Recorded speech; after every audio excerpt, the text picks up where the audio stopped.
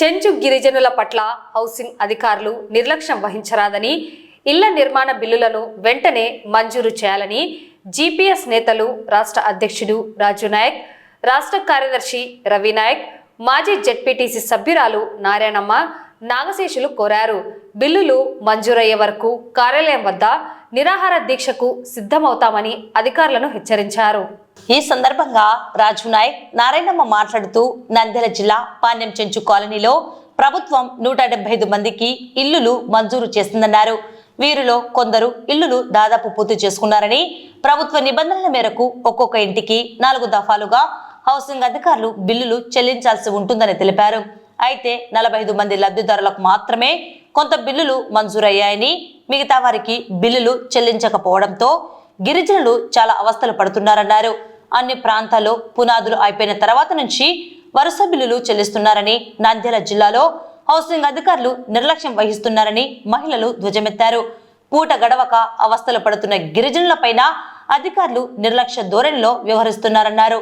బిల్లులు మంజూరు చేయకపోతే హౌసింగ్ కార్యాలయం వద్దనే వంట వార్పు ఏర్పాటు చేసి ఉండాల్సి వస్తుందన్నారు. నా పేరు నారాయణమ్మ, మాది పాణ్యం చెంచు కాలనీ. మాకు 10 సంవత్సరం కిందట మాకు 2023లో 170 ఇండ్లు శాంక్షన్ అయినాయి సార్. పిఎం జన్మం కింద అయింటాలకనే అవి వచ్చేసి మేము కట్టడం మొదలుపెట్టినాం సార్. బిల్లులు పడతాయి, తొందరగా కట్టుకోండి, బిల్లులు ఏదో తొందరగా పడతాయి అని చెప్పినారు సార్. మేము ఉన్న మిద్దలన్నీ పడగొట్టుకొని పక్కన గుడిసెలు వేసుకొని బిల్డింగులు కట్టేది పెట్టుకున్నాం సార్. ఇప్పటికి 60-80 ఇండ్లు దాకా కట్టినాం సార్. స్లాబ్ లెవెల్ వరకు కట్టినాం సార్. కొన్ని 10 ఇండ్లకు మాత్రమే బేస్మటాలు బిల్లులు పడినాయి. ఇంకా మిగతా అన్ని దాంట్లకు మాత్రం ఒక్క బిల్లు కానీ పడలేదు సార్. ఇప్పటికి సంవత్సరం అవుతుంది సార్. మాకు ఈ విధంగా కట్టినాం సార్. ఈ విధంగా కట్టినా కానీ ఒక్క బిల్లు కానీ పడలేదు. సంవత్సరం అవుతుంది సార్ మాకు బిల్లులు పడక. మేము ఇంకా కొట్టాలలో ఉన్నాం సార్. మేము అవి వంట చేసుకొని బియ్యము అవన్నీ పెట్టుకొని కొట్టాలలోనే ఉంటాం సార్. దానికి వాకిలు గీకిలు ఏం లేవు సార్. మేము పనికి పోతే తినాలా, లేకుండా లేదు.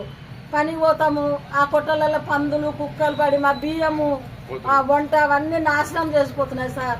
కాబట్టి మీరు ఇది అంతా పై దృష్టికి తీసుకుపోయి మాకు న్యాయం చేస్తారని కోరుకుంటున్నాం సార్. అధికారులను అడిగితే సార్ మేము ఈ వారంలో చేస్తాము, 10 రోజులలో కొడతామమ్మ ఖచ్చితంగా అంటున్నారు.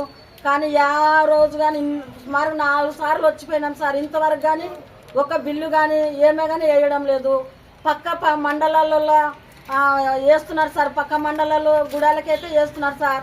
కానీ మా పాణ్యం గూడెంలో మాత్రము ఒక బిల్లు వేయకుండా మా హౌసింగ్ వర్క్ ఇన్స్పెక్టర్ అయితేనేమి, ఏఈ అయితేనేమి బిల్లులు వేయకుండా ఏం చేయకుండా మన నిద్రలో పోతున్నారో ఏమో మాకు అర్థం కాని పరిస్థితి.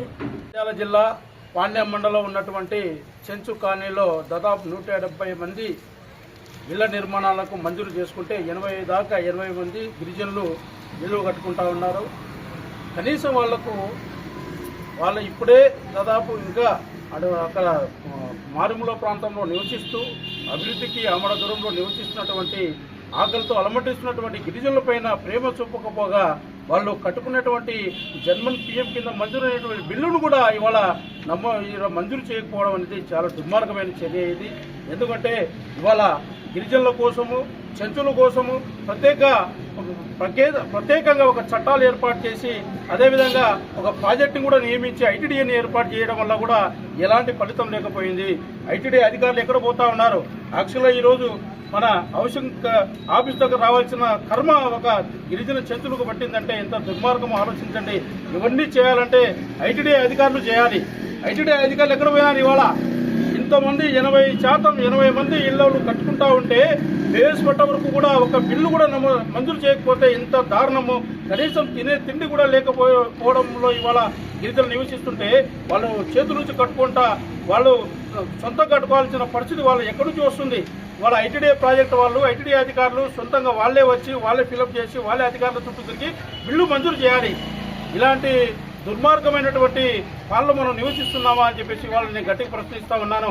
విత్ ఇన్ 15 రోజుల్లోపు వాళ్ళకు బిల్లులు చెల్లించకపోతే పెద్ద ఎత్తున పెద్ద ఆందోళన చేపట్టాల్సి వస్తుంది.